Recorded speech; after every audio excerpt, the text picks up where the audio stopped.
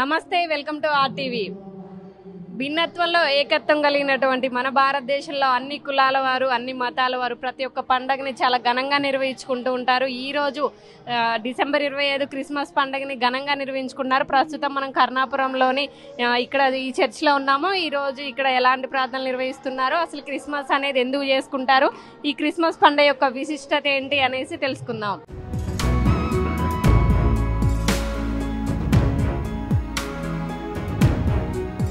ఈ రోజు ఇక్కడికి వచ్చినటువంటి కొంతమంది భక్తులు మనతో ఉన్నారు. వారితో మాట్లాడే ప్రయత్నం చేద్దాం. చెప్పండి, ఇక్కడ చర్చ్ ఎలా అనిపిస్తుంది, ఇక్కడ జరిగే ప్రార్థనలు ఎలా అనిపిస్తున్నాయి? చర్చ్ ఇక్కడ మంచి ఆహ్లాదకర వాతావరణంలో బాగుంది. నేను కోదా నుంచి వచ్చాను. చిలుకూరు హాస్పిటల్లో ఇట్లా సూపరింటెండెంట్ చేస్తాను. నాకైతే ఈ క్రిస్మస్ శుభదినాన మన జ్యోతి మందిరం రావడం, నా ఫ్యామిలీతో వచ్చాను. నా అదృష్టంగా భావిస్తున్నాను. చూసారా ఇంతకుముందు ఇలాంటి చర్చ్ ఎప్పుడైనా, ఇంత పెద్ద చర్చ్? నేను చాలా చర్చిలు చూశాను, కానీ ఇంత పెద్ద చర్చి చూడటం ఫస్ట్ టైము. చర్చ్ యొక్క అలంకరణ కానీ, డెకరేషన్ కానీ, ఇక్కడ మెయిన్గా ఏంటంటే ఇక్కడ వచ్చే ప్రజలు చాలా మంది స్వచ్ఛందంగా ఈ క్లీన్ చేయడం కానీ, తర్వాత వివిధ కార్యక్రమాల్లో కొన్ని వందల మంది స్వచ్ఛందంగా పనిచేస్తారు. ఆ విధానం నాకు చాలా మంచింది. Thanks to all. చెప్పండి అమ్మా, ఎక్కడి నుంచి వచ్చారు? చిన్న పాపతో వచ్చినట్టున్నారు. మీ పేరేంటి? నా పేరు పవిత్ర అండి. మేము షాగల నుండి వచ్చినాం. ప్రతి వారం వస్తాం. ఇక్కడ ఇది పెద్ద చర్చి, చాలా బాగుంది. అందరికీ క్రిస్మస్ శుభాకాంక్షలు. ఎంతమంది పిల్లలతో వచ్చారు మీరు? నాకు 3 పాపలండి. 3 పాపలు మా ఆయనతోటి కలిసి వచ్చాం. ప్రతి సంవత్సరం బాగా పెద్దగా జరుగుతుంది. యేసుక్రీస్తు పుట్టినరోజు సందర్భంగా ఇక్కడికి వచ్చాం. ఎట్లా అనిపిస్తుంది ఇక్కడ ప్రార్థన కానివ్వండి, ఇంత పెద్ద చర్చిలో ఇంత మందిలో? అండి చాలా బాగా అనిపిస్తుంది. ఎక్కడి నుంచి వచ్చారమ్మా? భీమారం నుండి. నాకు కాన్పు లేక చాలా సంవత్సరాల నుండి హాస్పిటల్ తిరిగినా కానీ ఎక్కడ తిరిగినా కానీ 3 కాన్పులు అవర్షన్ అయినాయి. పిల్లలు కాలేదు. 9 సంవత్సరాలకు మళ్ళీ ఇడికి వచ్చినాక పాప మాకు మంచిగానే అనిపిస్తుంది. ఈ పాపేనా? ఈ పాపే. ఏం పేరు పెట్టారు పాపకు? మరి యశ్పాల్ అని పెట్టిండు డాడీ, పాలయ్య పెట్టిండు. ఇక్కడికి వచ్చినాక నీ పాప వచ్చింది. ఇక అప్పటి నుండి ఇప్పుడు 3-4 సంవత్సరాలు ఇక్కడికి వస్తాను. అంటే ఎక్కడ సంతానం కలగలేదు, ఇక్కడికి వచ్చిన కాబట్టి అయిందని ఇక్కడికి వస్తూ ఉంటారు ఎప్పటికీ? అయితే అబార్షన్ అయినాయి 3 కాన్పులు. హాస్పిటల్ తిరిగినాం చాలా. పెళ్ళైనాక 9 సంవత్సరాలకు ఈ పాప వచ్చింది. మంచిగా అనిపిస్తుంది మాకు. మనతో ఇంకొంతమంది ఉన్నారు, వారితో మాట్లాడే ప్రయత్నం చేద్దాం. చెప్పండి, ఇవాళ ఇక్కడ ఎట్లా అనిపిస్తున్నాయి ఏర్పాట్లు? ఫస్ట్ టైం అండి నేను రావడము. నా date of birth 25 December 1957. Every year వెళ్తుంటే మా మెదక్ చర్చ్, ఇక్కడ ఇంట్లో లోకల్గా చర్చ్, హైదరాబాద్ ఉన్న ప్రాపరు. ఇక్కడ నుంచి ఫస్ట్ టైం ఇది రావడము. బాగా కట్టారు. బాగా ఏషియన్లో సెకండ్ అంట కదా, ఫస్ట్ మెదక్, సెకండ్ ఇది అని తెలుసుకున్నాను. ఇక్కడ కొద్దిగా ప్రేయర్ చేసుకున్నాం, బయలుదేరుతున్నాం. ఓకే అమ్మా, థ్యాంక్ యూ.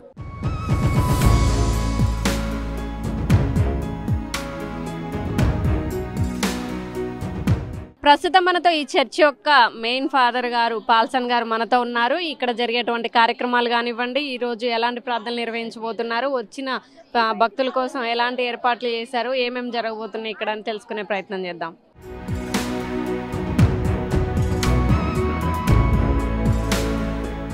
అసలు క్రిస్మస్ పండుగ యొక్క విశిష్టత ఏంటి? ఇవాళ ఇక్కడ ఎలాంటి కార్యక్రమాలు నిర్వహిస్తున్నారు?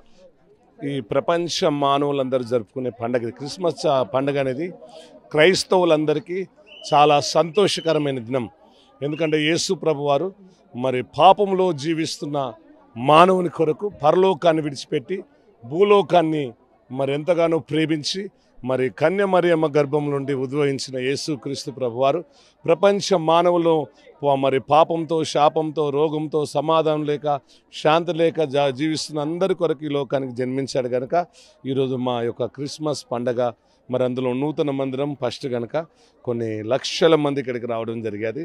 మరి ఈరోజు ప్రతిష్ట ఏంటంటే ఎంతోమంది భక్తులు, సంతోషం, ఆనందం, ఎంతోమంది ఉద్యోగాలు లేనివారు, సంతానం లేనివారు, సమాధానం లేనివారు, రకరకాల కోరికలతో వచ్చినప్పుడు దేవుడు తప్పకుండా అడగండి ఇవ్వబడును, వెదకండి దొరుకును, తట్టండి తీయబడును, అడుగు ప్రతి వానికి లభించునని వాక్యం ఉన్నది కనుక దేవుడు అలాంటి కార్యాలు జరిగిస్తారు. మేడం, మీ తరపున ఇటున్న భక్తులకు కానివ్వండి, సమాజానికి కానీ ఏదైనా మంచి మెసేజ్ ఇద్దాం అనుకుంటున్నారా ఈరోజు? అవును, ఇవాళ తప్పకుండా మరి ప్రియమైన దేవుని పిల్లలారా, క్రీస్తు జ్యోతి యొక్క మరి కుటుంబమా, మరి ఆర్టీవీ యొక్క మరి యాజమాన్యానికి నా యొక్క ప్రత్యేకంగా యేసుక్రీస్తు యొక్క శుభాలు తెలియజేయించినారు.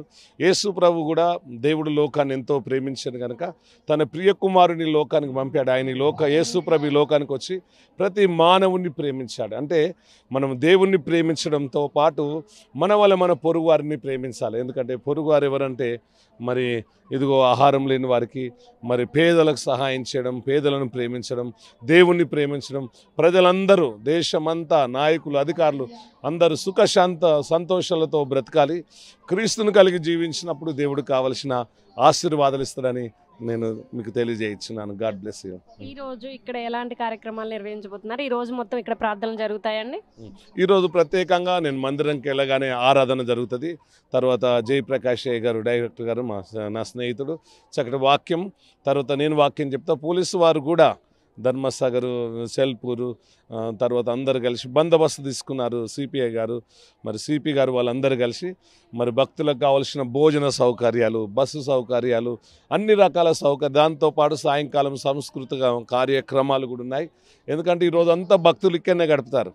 ఎందుకంటే వాళ్ళ క్రీస్తు ఈ లోకంలో ఏ విధంగా వాళ్ళనాడు గొల్లలకు పరిచయం అయ్యాడు. గొల్లలకు దేవదూత దర్శనమైనప్పుడు ప్రజలందరికీ గలవు మహా సంతోషకరమైన సువార్తమానం. ఎందుకంటే లోకరక్షకుడు దేవుడైనప్పటికీ మానవుని యొక్క బాధలు, కష్టాలు, రోగాలు, బాధలు తీర్చేందుకు ఈ లోకానికి వచ్చాడు కనుక మరి మాకు సంతోషం, ప్రపంచానికి సంతోషకరమైన శుభవార్త ఏంటంటే 2023 సంవత్సరాల క్రితం క్రీస్తు ఈ లోకంలోనికి జన్మించి మానవుని ప్రేమించి మానవుని కొరకు ఈ ఆనందాన్ని ఇచ్చిన రోజు కనుక ఇది పర్వదినం, శుభదినం. ప్రపంచంలో ఉన్న ప్రతి ఒక్కరికి సంతోషకరమైన నేను కోరుకునే అంటే ప్రజలందరూ సుఖము సంతోషాలతో క్రీస్తును కలిగి జీవించాలని ఈ యొక్క క్రీస్తు జన్మ శుభాకాంక్షలు నేను తెలియవేస్తున్నాను. ముందుగా మీకు క్రిస్మస్ శుభాకాంక్షలు. ప్రేక్షకులకు కానివ్వండి, ఇక్కడ మీకు వచ్చినటువంటి భక్తులకి ఏం చెప్దాం అనుకుంటున్నారు? మొదట ఆర్టీవీ వారికి మరి క్రీస్తు జన్మదిన శుభాకాంక్షలు. Wish you happy Christmas. మరి యొక్క క్రిజ్యోతి ప్రార్థన మందిరంలో ఈరోజు క్రిస్మస్ పండుగ బహుఘనంగా జరుగుతున్నది. ఇప్పటికే లక్షల మంది ప్రజలు ఇక్కడికి చేరుకున్నారు. మరి క్రీస్తు ఈ లోకంలో మరి జన్మించి ప్రతి ఒక్క మానవునికి సంతోషాన్ని, సమాధానాన్ని, ఆరోగ్యాన్ని దయచేసి వారికి ఒక మార్గాన్ని చూపి పరలోకంలో నడవాలి, పొరుగువాడిని ఏ విధంగా ప్రేమించాలి, పొరుగువానికి ఏ విధంగా సహాయపడాలి అనేటువంటి ఒక జీవన మార్గాన్ని, సూత్రాన్ని యేసు ప్రభు వారు బోధించారు, జీవించారు. కాబట్టి ఆ యొక్క బోధనలను ఈరోజు తెలియచేస్తూ మరి ప్రజలందరూ సంతోషంగా జీవించాలని, మరి అందరూ కూడా తమ పొరుగు వారిని ప్రేమిస్తూ మరి ఎవరికి హాని చేయకుండా మంచి మనసుతో, మంచి ఆలోచనలతో, మరి ఉన్నతమైనటువంటి తలంపులతో జీవించాలి.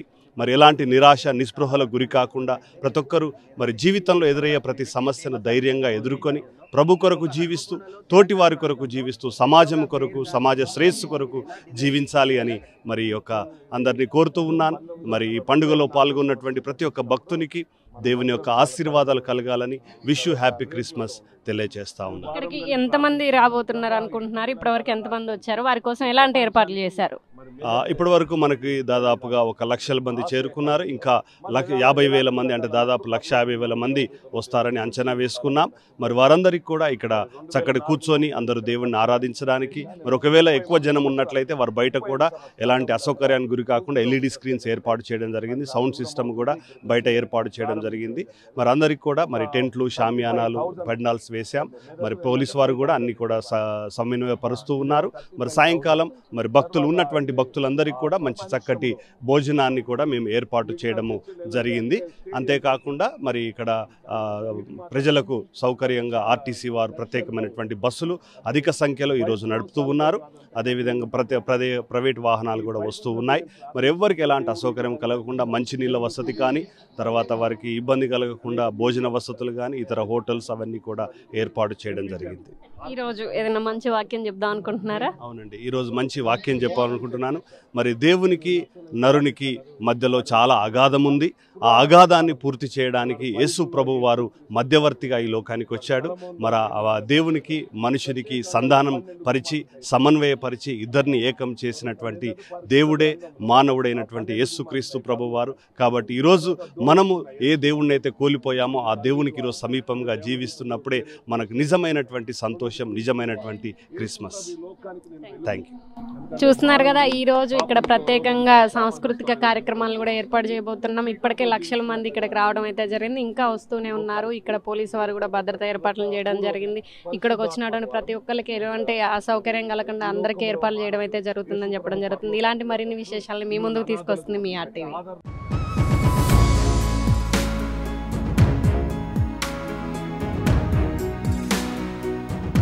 మరిన్ని వీడియోస్ కోసం ఛానల్ ని సబ్స్క్రైబ్ చేయండి. లేటెస్ట్ అప్డేట్స్ కోసం వాట్సాప్ ఛానల్ ని ఫాలో చేయండి. అండ్ లింక్ డిస్క్రిప్షన్ లో ఉంది.